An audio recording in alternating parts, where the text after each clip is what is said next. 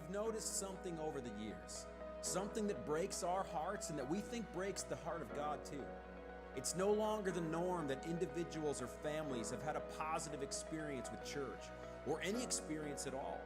So many of our neighbors and coworkers and friends and family members don't have any interest in the local church altogether. And we want to change that. Why? Because we believe when it's working right, the local church is the hope of the world. We believe that there really is no organization with as much potential to change hearts and transform lives and empower the next generation and make a lasting difference in the world as the local church. And so with God's help, we want to be a light in what may seem like a dark world. And we want that light to start shining right here in the St. Croix Valley. And if you think you're too far gone, we'd love to be the ones to tell you God will always leave the light on. So whether you've been in church your whole life or have never stepped foot in church before, we're excited to open our doors to you and to welcome you to the place where real people and a real God meet. We're glad that you could be with us today. Hey, good morning. My name is Sten. I'm the pastor here, and I do want to say welcome to you. We really are glad to have you with us here today, whether this is your 50th, 100th time coming to Midcurrent Church, or maybe just your first time. We're really glad you're here. And if it is your very first time, or maybe one of your first times here with us, I just want to say an extra special welcome to you. We're just thrilled that you would spend a portion of your morning with us, that you would choose to walk through our doors, the doors of a place that is maybe new to you. So we're thrilled to have you here, and we're excited about what God is going to do in the next few moments here. We've constantly said from day one that our heart when it comes to opening the doors of this church is to create a place and to create opportunities where real people and a real God meet. And I really do believe that in the course of the next few moments here, God wants to meet us here, maybe to meet us again, maybe to meet us, to come face to face with us for the very first time. So regardless of how it is that you find yourself here in the room today, we're just thrilled to have you with us, and we're thrilled for the opportunity that we have to connect to God here in a very real way. In just a moment, I'm going to turn things over to Brian. Brian's dialed things back a little bit today with, is it the Brian Smith Trio? I don't know, the Midcurrent Trio. But these guys are going to lead us in the next few moments with some songs that give us a chance to connect our hearts to God. And this first song is just an invitation for us while we are in here to give God so much thanks, to give God so much praise for how good He is, and to use these next few moments as an opportunity to thank Him for that, but also to learn more about His heart for us and the good things that He is doing in our life. So I'm going to invite you to stand, and Brian and company behind me here are going to lead us in the next few minutes in songs. We'll be glad to have you sing with us this morning.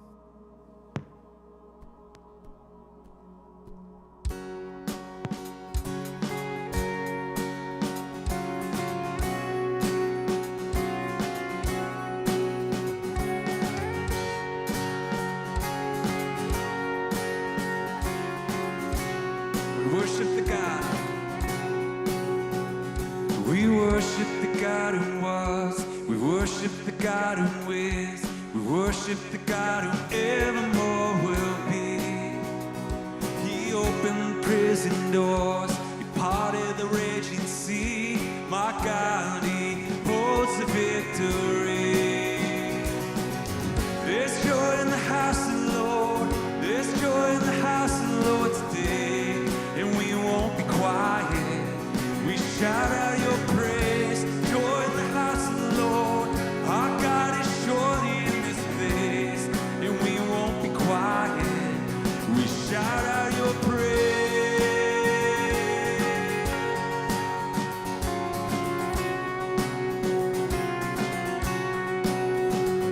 We sing to the God who heals. We sing to the God who saves. We sing to the God who always makes a way. 'Cause He hung up on that cross. He rose from that grave. My God still rolling stones away. There's joy in the house of the Lord. There's joy in the house of the Lord today. And we won't be quiet.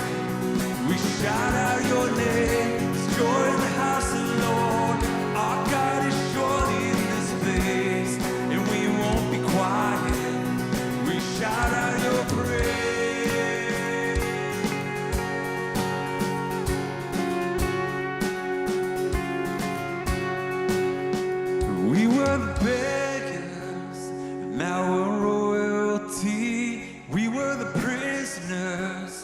now we're running free.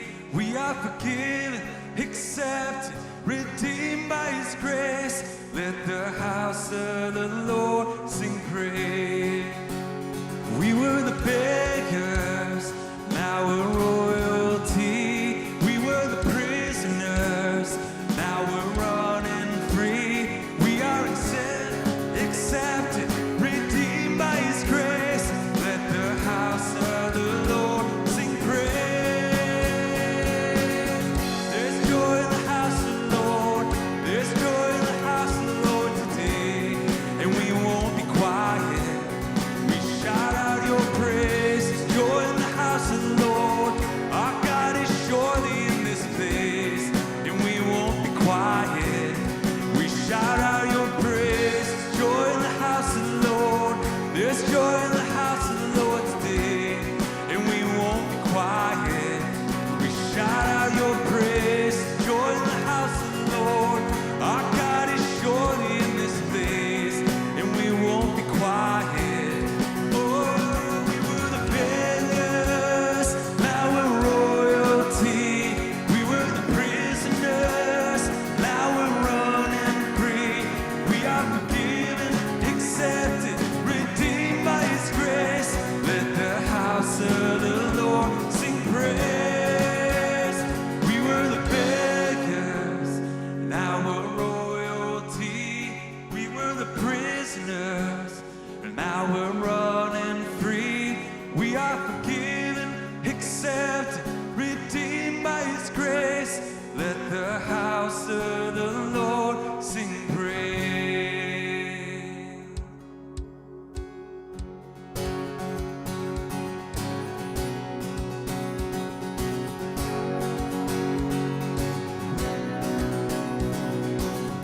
I saw Satan fall like lightning.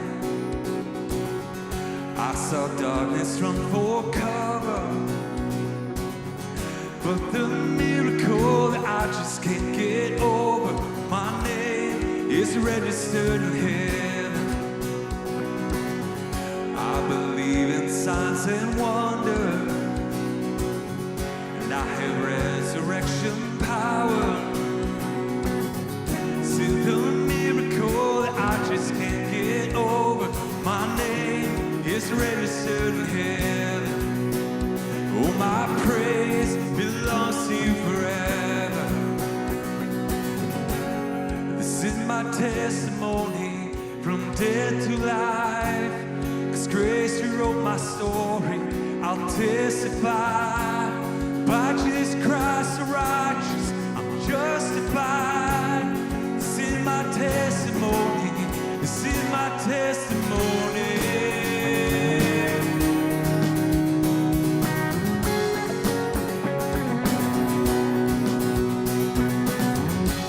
Together, sons and daughters, we're bought with blood and washed in water, and sing the praise of the Spirit, Son, and Father. Our God will finish what He started. Oh, our God will finish what He started. This is my testimony from death to life. Grace, you wrote my story, I'll testify. By Jesus Christ the righteous, I'm justified. This is my testimony, this is my testimony.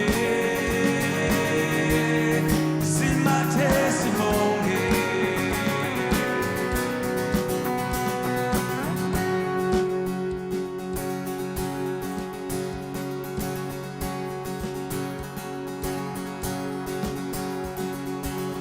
If I'm not dead, you're not done, and greater things still to come. Oh, I believe. If I'm not dead, then you're not done, and greater things still to come. Oh, I believe. If I'm not dead, you're not done, greater things still to come. Oh, I believe. If I'm not dead, you're not done, greater things still to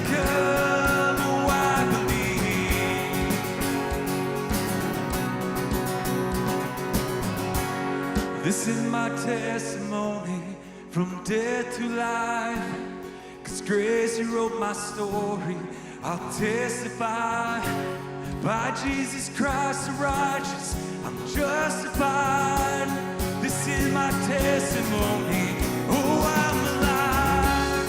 This is my testimony from death to life.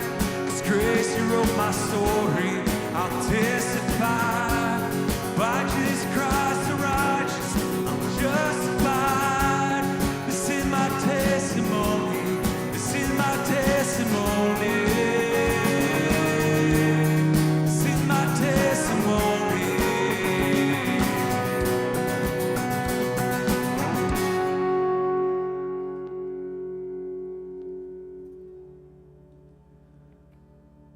I love when we have a chance to sing songs that pull words and pull stories straight from the Bible, straight from God's Word, straight from the things He wants us to read and the things that He wants us to know. And in our next song, it talks about leaving the 99 to find the one. And maybe you're familiar, maybe not, but there's a great story in the Bible that Jesus tells to give an example of God's love, of a shepherd who has 100 sheep. He's lost one. Still got 99, but one is gone. Runs off to find that one. And we might think, well, that sounds foolish. It sounds reckless. You still have 99 other sheep. Why risk leaving them to find the one? But that's what God does for us. He loves each and every one of us so dearly that going off to find that one, to find us, to find you, to find me, every time we kind of stray from the herd, we stray from the flock, God wants to go find us. He wants to reach out. He wants to pull us back, to bring us back into the fold. And I'm so thankful that we have a God that thinks that way and doesn't think the way that we would think, where we would say, that's fine, it's just one. We've got a whole bunch other over here. But your life matters to God just as much as everybody else. And He will find you. He will chase after you, as we sing in this song. There's no mountain He won't climb to find you, to bring you back, and to show you His love. As we continue to worship, just be thankful for that gift. Be thankful for a pursuant God, a God who doesn't give up, a God who is reckless because He cares so dearly for you.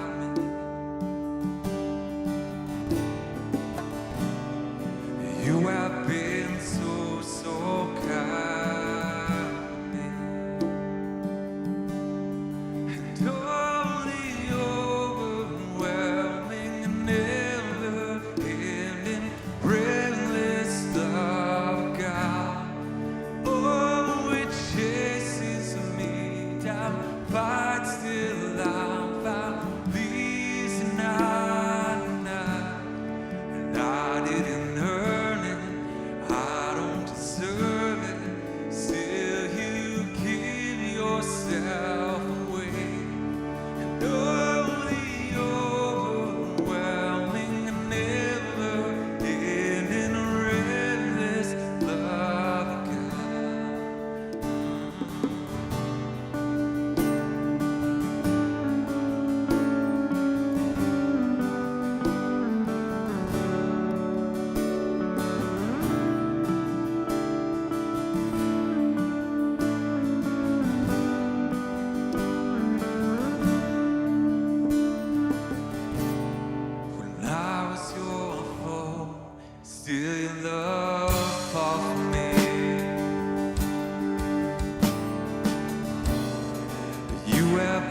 been so, so good to me. When I felt no worth, you paid it all for me. You have been so, so kind.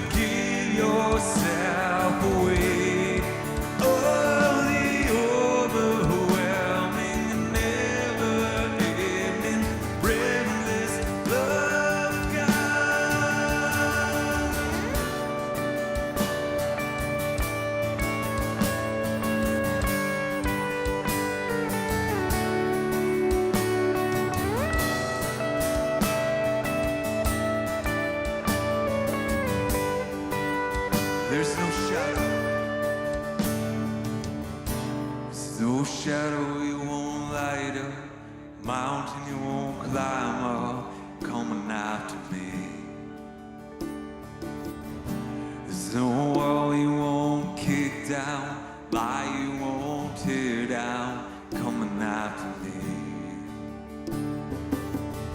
There's no shadow you won't light up, mountain you won't climb up, coming after me.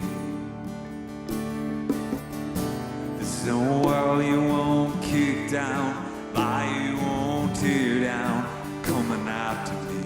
There's no shadow you won't light up, mountain you won't climb up, coming after me.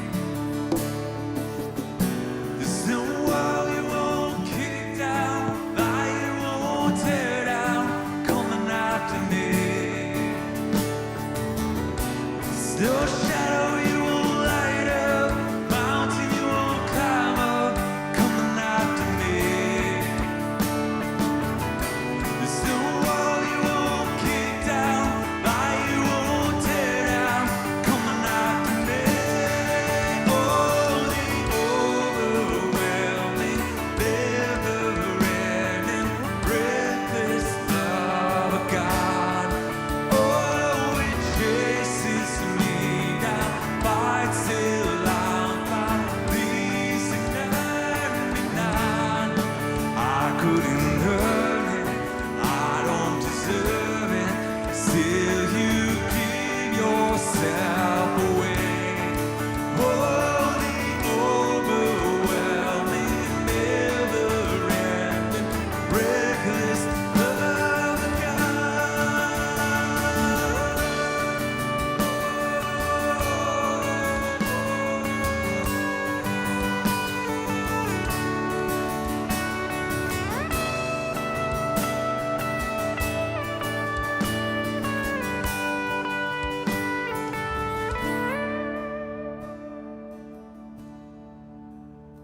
Heavenly Father, we are thankful that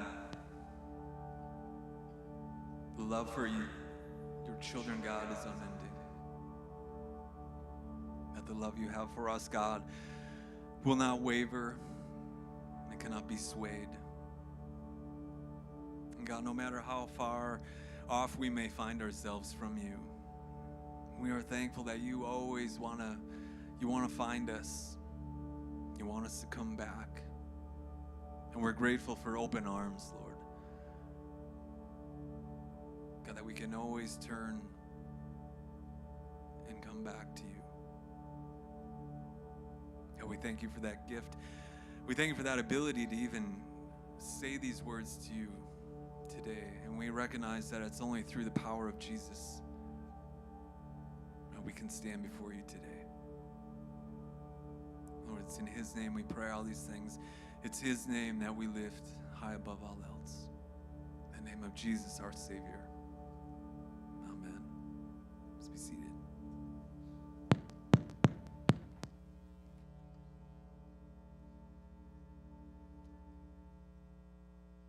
Well, good morning, everybody, and welcome to Midcurrent. My name is Sam, and I am excited that you guys have chosen to join us this morning. You know, every week that I show up here, it always amazes me at all of the new things that we've got going on and all of the new people and new faces that I get to see. So if you are new to Midcurrent and you'd like to learn a little bit more about Midcurrent, I would ask that you join us today after the service for Meeting Midcurrent, where Pastor Sten is going to take the time to answer your questions and share a little bit about our vision, our mission, and then all things that make Midcurrent tick. Lunch and childcare will be provided as well, so you can avoid hangry, whether it's you or your kids. So that's a good thing. So I would encourage you guys, if you'd like to learn a little bit more about Midcurrent, I would ask you to join us for Meeting Midcurrent immediately following the 10:30 service. In that, you're going to find out some of the things that we do at Midcurrent. And one of the ways that you can help support Midcurrent in our mission of helping a real people connect with the real God is through giving. And at Midcurrent, there's many ways to give. You can give online, you can give at the collection box, through text, or on the app. So if that's something that you feel compelled to do, we would really appreciate it. And it really does help Midcurrent serve in our mission of helping a real people connect with the real God. Now, if you're new to Midcurrent, welcome. We don't expect anything from you. The only thing that we would ask is that you fill out the connection card. You can find that either at the welcome desk or in the seat back pocket. That just helps us get in touch with you and keep you up to date about all things happening at Midcurrent. And one of those things that's going to be occurring here is Operation Help. So Midcurrent has the opportunity to help families throughout the St. Croix Valley in this holiday season. It helps us be generous and provide some opportunities that maybe those families may not have otherwise. So you guys may have noticed there's a Christmas tree out back in front where you came in, and on that tree you're going to find tags. And I would encourage you to take one of those tags or to take a few of those tags. And on that tag is a wish list for families, things that they need and things that would help brighten their holiday season a little bit. So we would love if you would take the opportunity to be a part in making somebody's holidays just a little bit more special through Operation Help. At this time, I'm going to turn it over to Pastor Sten Carlson, and he is going to take us through today's message in our third week of If I Could Edit the Bible.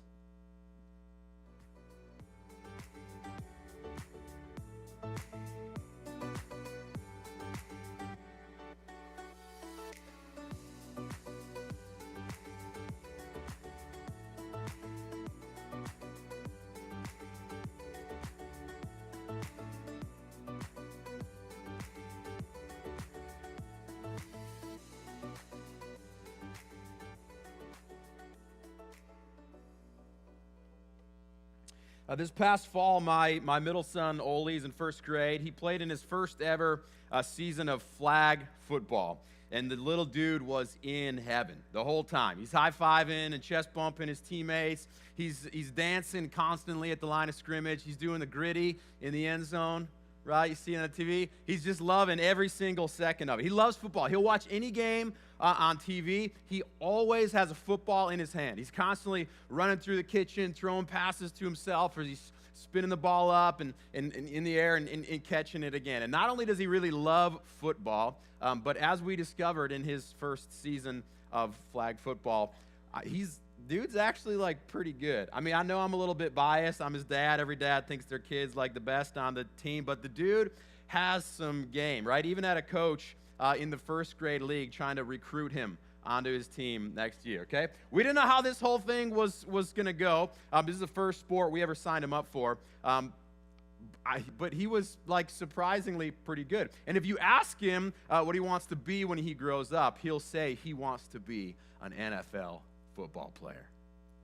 Okay? Now, the whole whatever, concussion issue aside, and should kids play, that all aside, these kind of dreams of like, man, my son wants to be an NFL football, professional athlete, these dreams are hard for you to know how to navigate. On one hand, it's kind of fun to dream. I mean, sometimes I'm like, I don't know, like he is pretty good. Like, what if he got drafted into the NFL? I mean, what if he was like the next Adam Thielen, some homegrown, right, kid next door, just working hard, grinding his way to the top? I'm going like, man, what if he actually does make it to the NFL? And in his post-game interviews, he's talking about learning how to run routes around the end of the couch in the living room. Or what if in his interviews he's talking about how, the two of us would, try to break records for how many passes in a row we could, complete without dropping the ball, right? I'm going like, man, what if all those moments where I was just trying to pass time inside in the dead of the winter, what if those were the beginning moments of his journey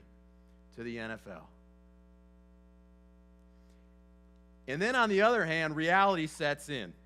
And I realize it is really, really hard to make it into the NFL. I saw a statistic this week that said only 6.5% of all high school football players go on to play Division I college football, and only 1.6% of those Division I college football players go on to play in the NFL. So I'm going like, okay, reality check. It is highly unlikely. It's not impossible, but statistically it's very unlikely that he plays in the NFL. And so the question is, how do I encourage him now? I mean, do I encourage these kind of dreams? Should we as a family pursue them? Or do I let him down gently that his flag football highlight reel might be the peak of his career? Or is it somewhere in the middle? Like, how do we know how to encourage our kids? It's hard to know. It's hard to know the heights that we should encourage our kids or ourselves or our spouses to reach. It's hard to know the heights that we should encourage ourselves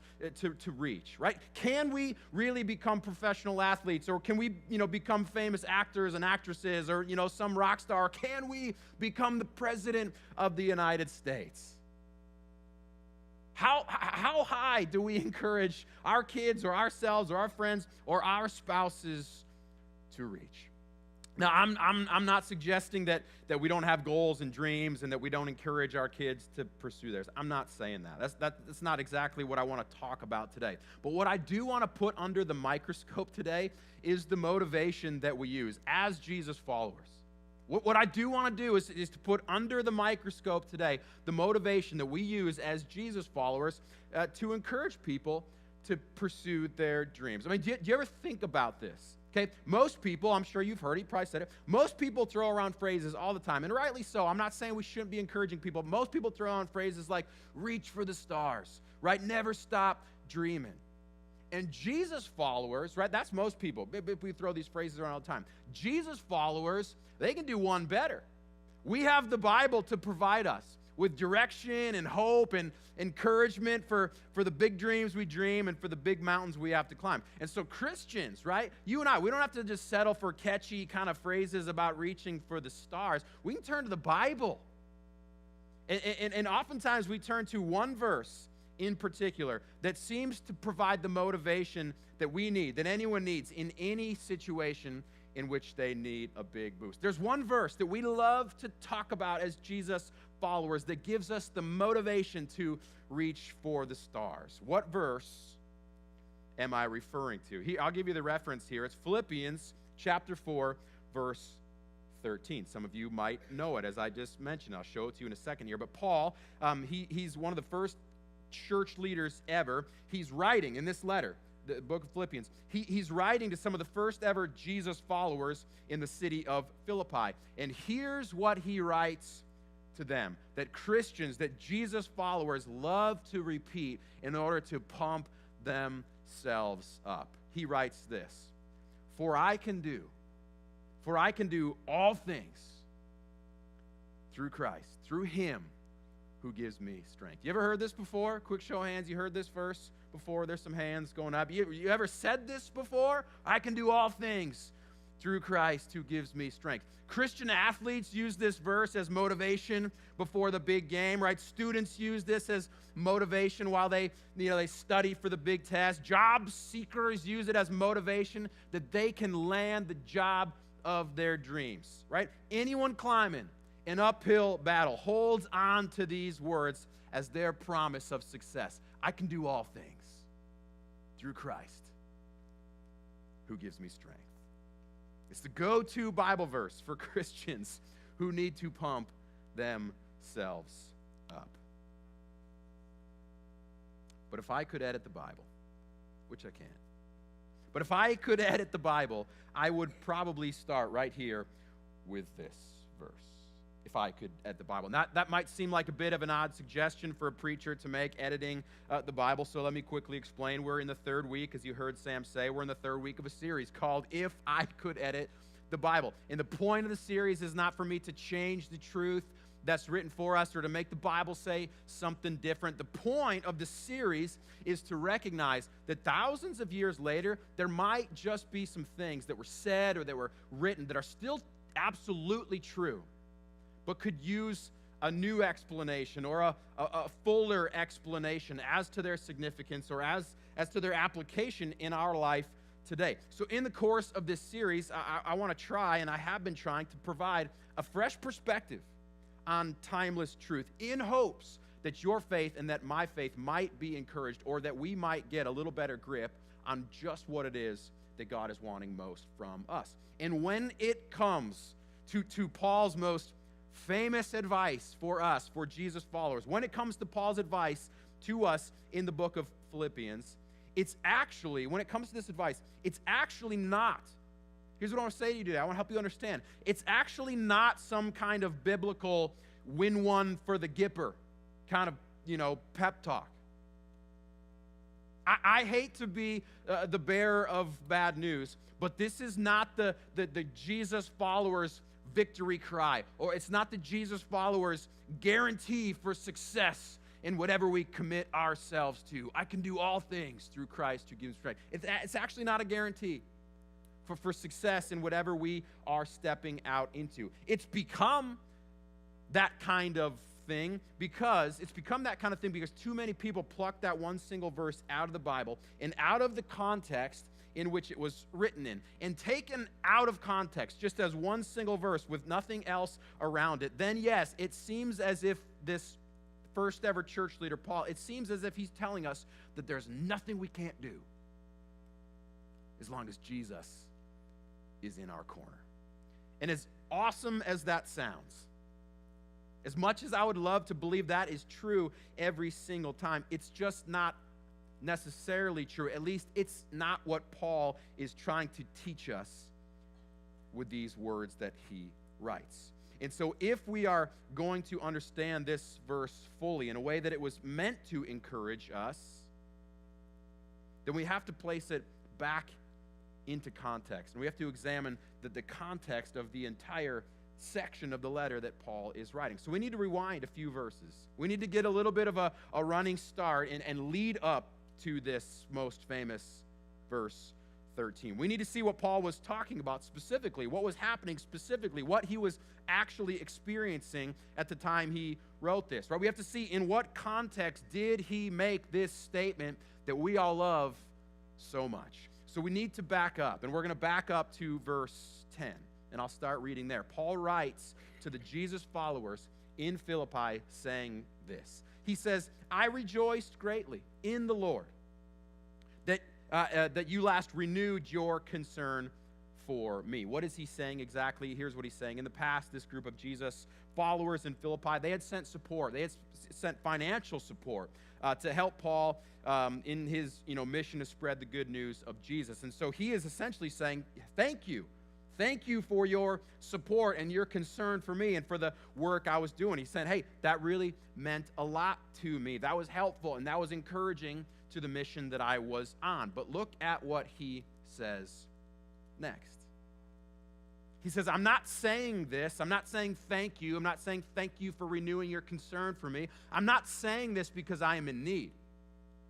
For I have learned to be content whatever the circumstances.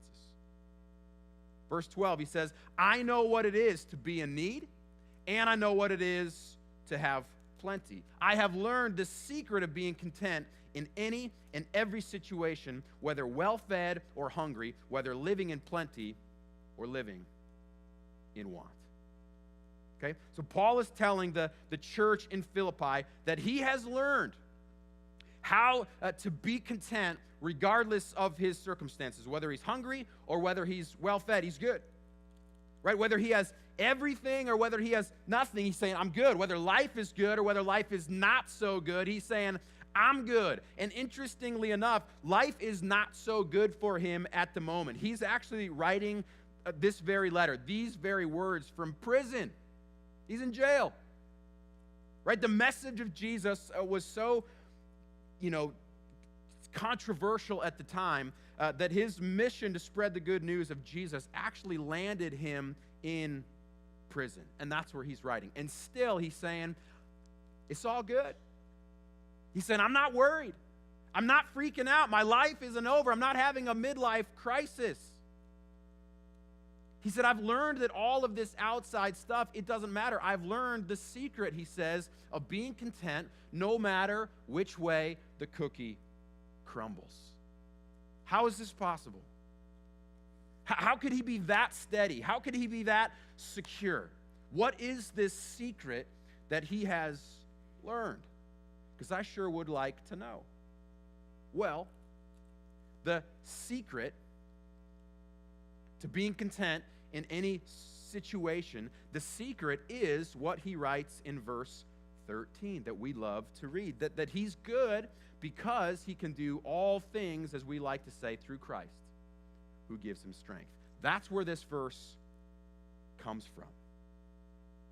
That's the very next thing that he writes after saying, hey, I'm good no matter what, for I can do all things through Christ who gives me strength. That's where this verse comes from. And we're going to see that it is an encouraging verse for us. It's just not the kind of encouragement that we maybe thought that it was. See, even if I said nothing more today, after explaining this, I think you would start to realize from the greater context of this verse, I think you would start to see, or I hope you start to see that, this is not necessarily Paul's encouragement to these first century Jesus followers that they could become professional chariot racers if they really put their minds to it.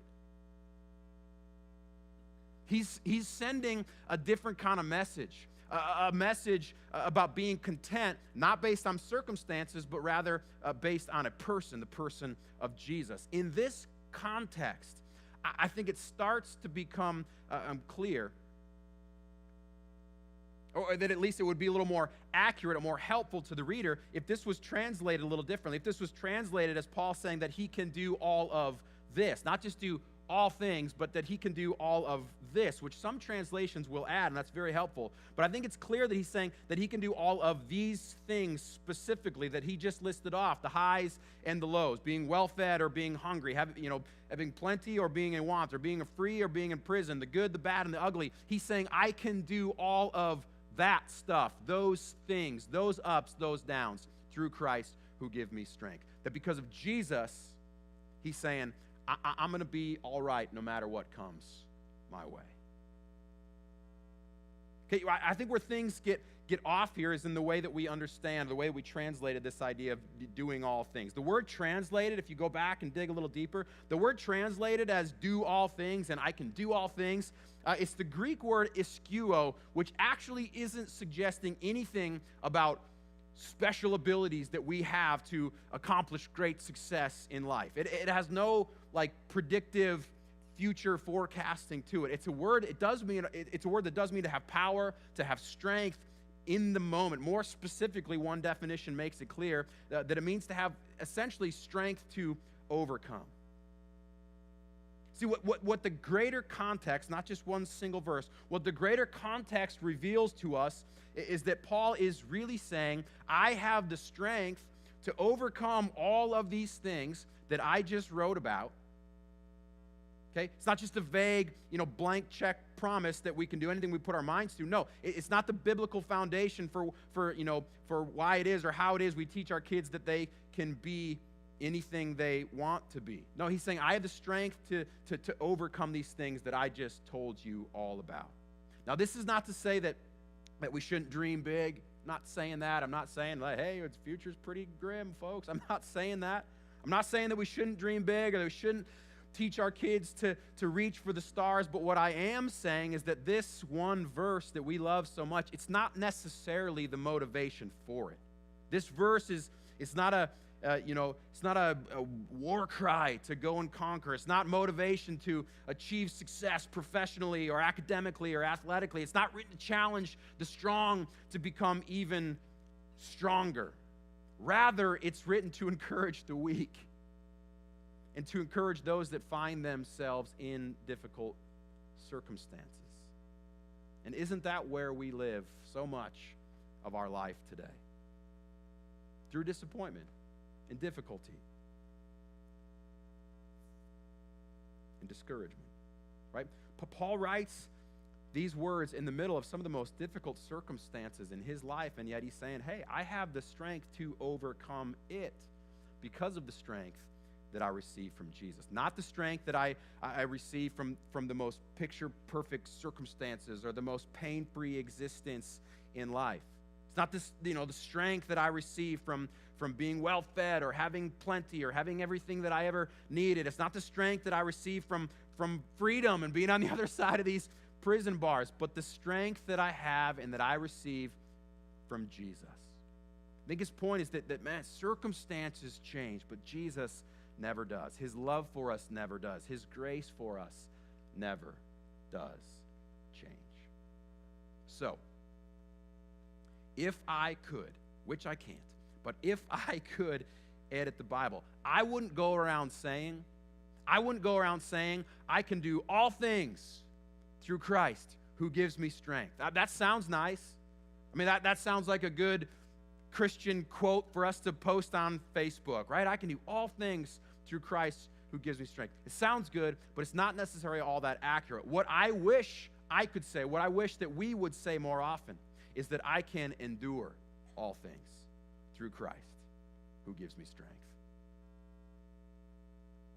I can endure all things, ups, downs, highs, lows, good, bad. I can endure all things through Christ who gives me strength. Midcurrent, what I want you to understand today, if you hear nothing else from me today, here's what I want you to know as you walk out these doors today. The strength that we receive, that you and I receive from Jesus, it's not always motivation for victory. Oftentimes, it's hope for inevitable defeat. We got to know that based on the life that we're living. I'm not saying don't reach for the stars. We just have to understand this stuff properly. That the strength that we receive from Jesus, his promise to us, it's not always motivation. It's not always a promise for victory. Oftentimes, it is just hope for inevitable defeat. But Jesus told us in this world, he said it. He said, in this world, you're going to have trouble. It was a guarantee that we would experience hurt, that we would experience pain, that we would experience loss and evil and disappointment and setback, that we would get knocked off of our feet. And so the strength that we receive from Jesus, the hope that we have in Jesus, it was hope and it was an encouragement for those very moments. Okay, now I recognize that you might be a little bummed out to think that your favorite Bible verse is not necessarily saying what you thought that it did. But if I can be honest with you, I mean, I don't want to bum you out. If that verse has been encouraging to you, that I can do all things, I can do anything I put my mind to as long as I got Jesus by my side, I'm not trying to discourage you if that was ever an encouragement to you. But I just want us to understand that it's not necessarily encouraging us the way we thought it did. But the truth is, I actually think it's more encouraging. I actually think that when we really understand what it's actually saying, I think it's more encouraging because it's not encouragement for some kind of, dream that only has potential in our life. It's actually encouragement for the everyday reality that is inevitable. It's not encouragement for what could be. It's encouragement for what most likely will be, for what you will most likely experience in your life. Paul's encouragement to his Jesus followers, it's not about the heights that we can reach, but it's about the depths that we can endure when Jesus is our source of strength. I like that. Not saying don't reach for the stars. I'm just saying that his encouragement to us, that Jesus' promises for us, it's not about the heights that we can reach. It's about the depths that we can endure when Jesus is our source, your source, my source of strength. So then, Midcurrent, can I just ask you today, if you were just to be honest with yourself, you don't gotta say this out loud, you don't gotta share this with the person next to you, but if you were just to answer this for yourself here today, how would you answer the question, what is your source of strength?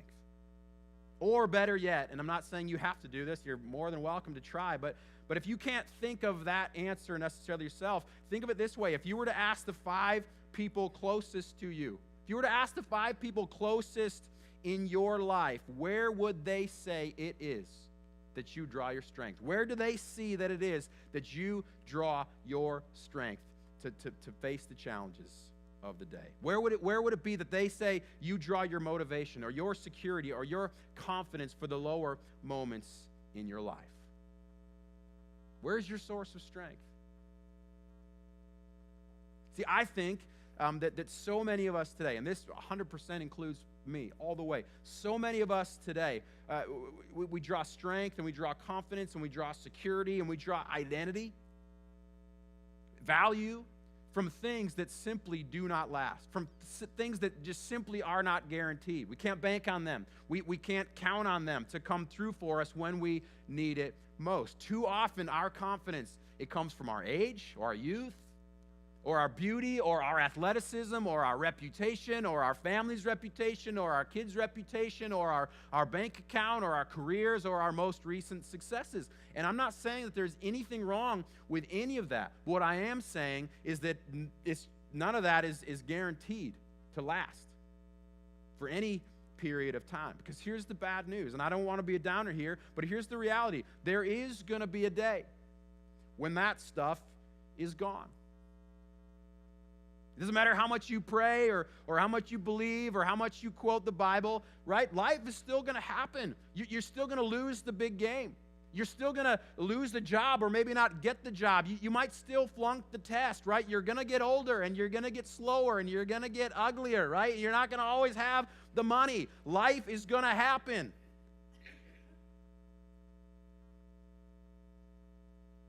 It's not a guarantee. It's great while it lasts, but it's not guaranteed to last for any amount of time. I mean, the other likely scenario is this. Maybe this is for you right now. Maybe that's hard to picture about the day when this stuff doesn't last anymore. But the other scenario is this. Maybe life hasn't happened for you yet like that. Maybe none of all that stuff is fading away yet like it could. But maybe you start to realize that it's all losing its luster. You have the dream everything, right? You have the dream spouse and the dream house and the dream job, and you have your health and you have your good looks, and you still have all your athleticism and you still have all your money and all your successes, and maybe you're still or starting to feel empty or anxious. You still can't find rest. You still can't find peace, and you still feel like, despite the fact that you have everything, you still feel like something is missing. Maybe it's not all fading away yet. It's just starting to lose its luster. I would say, in my humble opinion, I would say it's because you are drawing strength and you are drawing contentment from things that just don't satisfy for the long haul. Things that just do not supply the strength that we are after in the first place. So in my mind, as I think about this, in my mind, we all have two choices to make, really. I mean, we can live it up now while we still have our youth or our good looks or our health or our money or our dream job or dream girl or whatever. We can just roll the dice while the good times last. Fingers crossed that this lasts for a while. We can roll the dice. We can take a chance, but the question is, what do we do? What do we do when luck runs out or when all of that fades away? And who are we then? How content will we be when the one thing or the two things or the three things that we built our entire life on starts to fade away, starts to slip away? What happens to us? What happens to our heart? What happens to our faith? What happens to our contentment when reality hits or heaven forbid, when disaster strikes? See, I think that's when we fall into depression and doubt and insecurity and midlife crisis, and that's when our whole world is turned upside down. And yet, I would say it's all completely avoidable. So then, let's instead of rolling the dice and just crossing our fingers that, that this lasts for some amount of time, instead, let's choose right now. We have the chance. Let's choose right now to draw strength from the only thing that won't fade, which is Jesus. Right? His strength. It's not our promise of victory, but oftentimes it's just our hope, and it's our assurance, and it's our confidence for inevitable defeat or discouragement or disappointment. So let's learn now, and let's practice now, even when we may have everything. Even when we're living in plenty, let's learn now and let's practice now to be content with Jesus plus nothing else. Let's build our life on that rock and the things of His kingdom that way. If we start to practice this now, if we start to do those things or do that stuff now, then here's what happens, right? If and when the rug is pulled out from under us, we're not shaken. We're not moved. We're not overcome with fear or with doubt or worry because our foundation did not change, right? Our source of strength was not affected. We have been practicing how to live with Jesus plus nothing every day of our lives. And so when all the other stuff fades away, we go, I'm still good. I've learned how to be content with Jesus and nothing else. I've learned how to be content no matter the circumstances. Folks, can you imagine? Can you imagine the lives that we'd live, or the families that we'd lead, or the kids that we'd raise, or the leaders that we'd become if this was our attitude, if this was our mindset, right? If our source of strength and confidence was rooted in the unchanging promise of Jesus. I think, this is my opinion, I think if more of us lived our lives like that, I think we'd be unstoppable, for one. And number two, I think we'd have people lined up behind us, ready to follow us, wanting to know our secret source of strength. And the best thing about this secret is that it's a secret that I want the whole world to know, starting with you. And so here's what I want to do. I'm going to close things up here, but I want to pivot for a second and just say this. If you have never said yes to Jesus before, right? You've never put your faith in Him and in Him alone. You've never made the decision for Jesus to be the only source of strength that you depend on. You spent a lot of your life drawing strength from a whole lot of other things, and whether that stuff's fading or just losing its luster, right? Maybe you've never actually taken a moment to make a decision that Jesus would be the only source of strength that you depend on. If that's you, I want to invite you to do that today.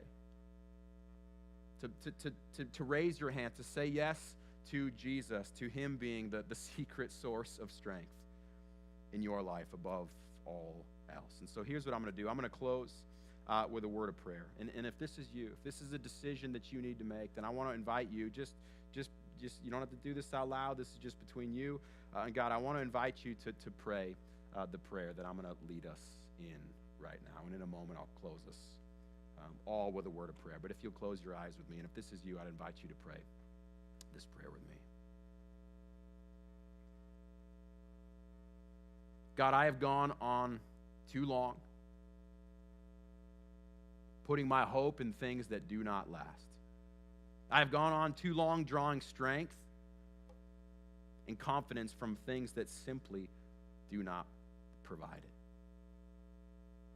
And so today I choose to put my hope in you. I choose to draw strength for the life that I am living from you, plus nothing else.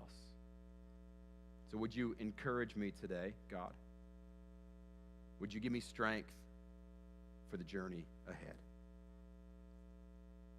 Would you help me cling to you and nothing else when the road gets tough? And for all of us here today, God, would you give each of us, God, would you give us encouragement for the road ahead? Would you remind us, God, would you speak directly to us, to our hearts, to remind us of the depths that we can endure with Jesus by our side? And God, if there is some part of us, any part of us that is drawing strength from something other than the promise and the hope of Jesus, would you help us to identify it? And would you give us the courage, God, to no longer depend on it, to no longer lean on it, and give us the strength to lean on you and you alone, no matter what comes our way.